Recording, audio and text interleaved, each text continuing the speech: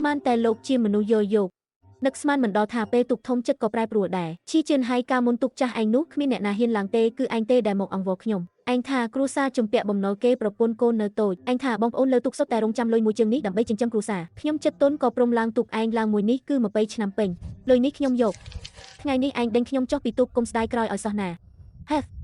ចាប់ពីពេលនេះទៅមនុស្សទូកនិងទំនិញរបស់សឹងហៃគឺលែងពាក់ព័ន្ធនឹងយីហៃជូទៀតហើយថ្ងៃក្រោយមានរឿងអីលើសមុទ្រគុំមករំអួយអង្វរខ្ញុំវើយឯងចង់គំរាមអ្នកណាយីហៃជូ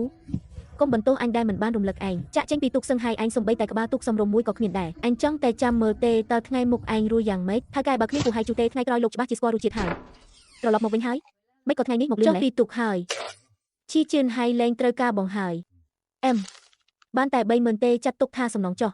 អង្គុយសិនមកផឹកទឹកបន្តិចទៅថ្ងៃក្រោយកុំទៅបដូរជីវិតឲ្យគេទៀតអីវាមិនសមទេប៉ុន្មានឆ្នាំនេះប្រថុយស្លាប់លើសមុទ្រទ្រាំលេបកំហឹងគេក៏មិនតិចដែរលុយក៏មិនសូវបានចុងក្រោយបានត្រឹមរបួសពេញខ្លួនអែមលែងទៅហើយគង់តែមានផ្លូវផ្សេងតើហៅសើឈោមាត់ទ្វារធ្វើអីហ្នឹងលិខិតបញ្ជាក់ចូលរៀនសាកលវិទ្យាល័យមកដល់ហើយម៉ែខ្ញុំល្អហើយការរៀននេះខ្ញុំលែងរៀនហើយខ្ញុំនឹងទៅលីសែងនៅកំពង់ផែជួយទប់ទល់គ្រួសារសិនកូនល្អប៉ារត់ទូកន្លះជីវិតនេះមិនមែនដើម្បីឲ្យកូនឯងទៅលីបាវទៀតទេណាប៉ុន្តែគ្រួសារយើងពេលនេះរឿងរៀនកូនឯងត្រូវតែរៀនលុយប៉ាអ្នករកគ្មានទូកផងបងទៅរកឯណា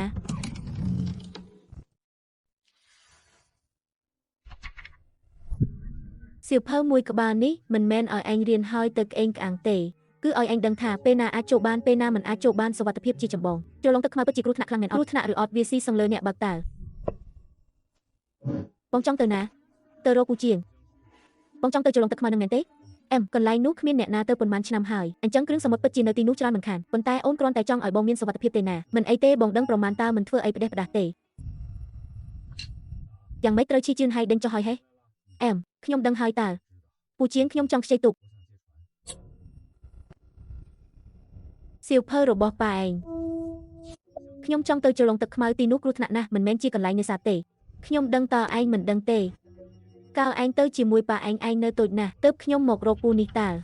យប់នេះខ្យល់ជើងទឹកនាចចូលឡងទឹកខ្មៅយប់នេះនឹងបើកមាត់ក្តាមក្រហមក៏នឹងចេញមកដែរឯងពិតជាចង់ទៅមែនអីកូនប្រឡងជាប់សាកលវិទ្យាល័យហើយត្រូវតែរកលុយបងសាលាឲ្យវាប្រពន្ធក៏សុខភាពមិនល្អត្រូវពឹងថ្នាំទុកពូជាងខ្ញុំមិនបាច់និយាយអីទៀតទេតាមខ្ញុំមក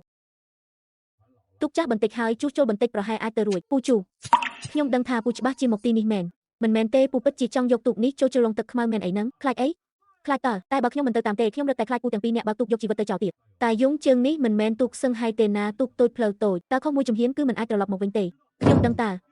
តែបើចេញសមុទ្រជាមួយពូខ្ញុំក៏ក្តៅក្នុងចិត្តកន្លែងនេះនៅទុកបានគែមខាងនេះត្រូវគៀបបន្ទះមួយទៀតផ្លូវប្រេងស្ទះហើយសំតែត្រូវរលកបន្តិចម៉ាស៊ីណូអារអួសោះខ្សែខូចនេះលើកមុនឆែក